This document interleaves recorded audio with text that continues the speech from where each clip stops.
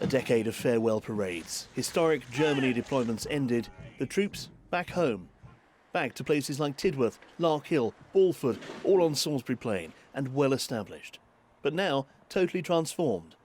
Vast building projects, thousands of new homes, fit for a future army. A lot of thought and a lot of planning was involved in creating not just the infrastructure to house soldiers and their equipment, but to develop communities for army families to move to. These are the headline figures applying to the whole rebasing programme. 4,437 single living accommodation bed spaces, 1,475 family houses, 54 workshops and garages, 22 messes, 13 regimental headquarters, 12 gyms and sports pitches, 14 road improvement schemes. Perhaps the biggest changes are the single bedrooms for soldiers, made in a modular way off-site, very cost-effective to achieve uniformity of accommodation. So building behind me is my accommodation block, so that's my main home.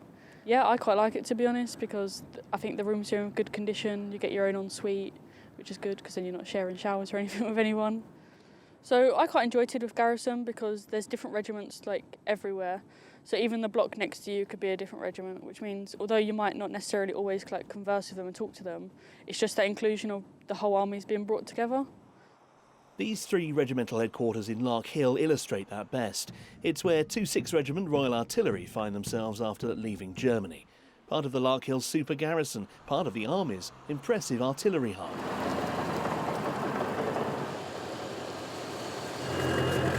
In terms of what they have to work from on a day-to-day basis, it's second to none across defence. It is widely referred to as the best facilities that these regiments have ever had. And of course it's not just the hangars you see here. They have their battery and regimental headquarters all within a short walk from where we stand at the moment. So in terms of their ability to operate, they are compact, their equipment is to hand, and of course the training area is 400 metres from here. And when the workday is done, those with families could well find themselves living on one of the massive new estates.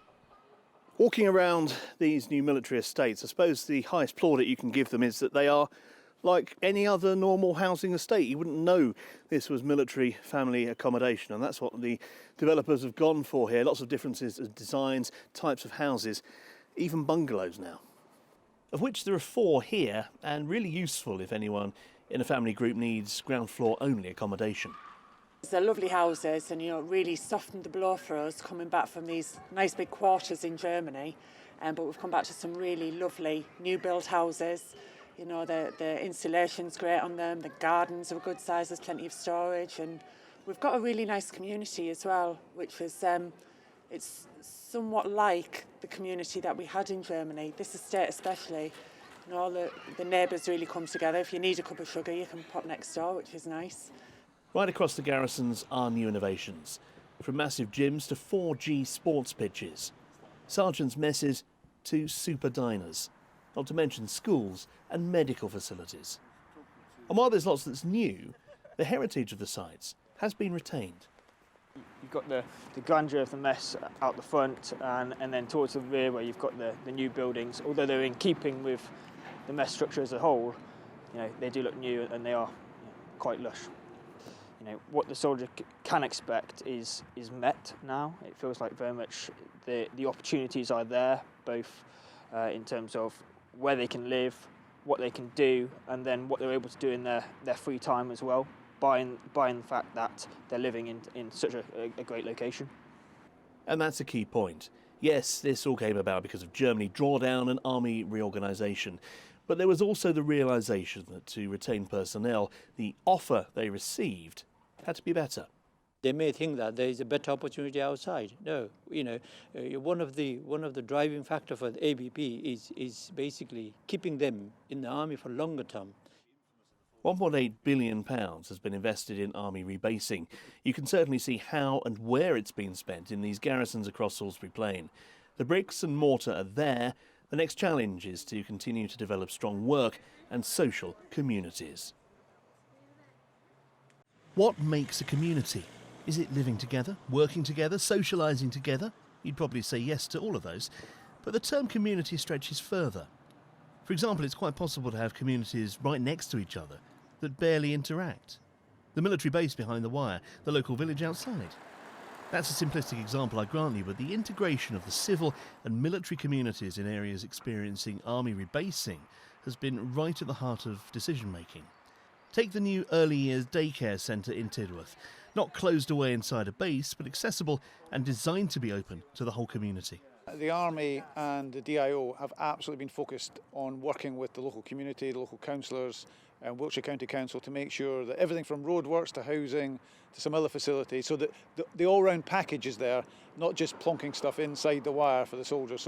So it is, I think, a total sort of facilities package solution that I think everyone's going to benefit from, not just the Army but also the local community. St Michael's Primary School is on the edge of Larkhill and caters for both communities. 20% of pupils here have no military connections. There have been huge challenges, but I think we've done extremely well as a team. And it's good to see that the people living in there are starting to work together as a community. There's lots of work to do on that, but it's relatively new, isn't it? And you know, in essence, the houses have only been completely full for about the last 12 months. And it's that team approach that's driving the remaining development. The new medical centre in Larkhill will be open to the civilian community, and there's to be ongoing dialogue between Wiltshire Council and their military residents. You know, the military have brought an awful lot into the county of Wiltshire. You know, in terms of disposable income now, something like £500 million a year. Also, the MOD contributes to council tax. I think Wiltshire Council receives something like £1.5 million a year. So, you know, the military are big in Wiltshire, and I think a previous leader has said the military actually are the beating heart of Wiltshire County. And I would tend to agree with that. And of course, we've put our money where our mouth is. They employ me to link in the military and the civil community. And of course, it really is one community. So while some places like the new Super Diner in Larkhill remain a military-only facility, as you'd expect, many other elements, from roads to schools, have been improved or built with the intention of supporting the entire community. Time will show if the aspiration is matched by the reality. Tim Cooper, Forces News, Larkhill. If you enjoyed this video, don't forget to like and subscribe.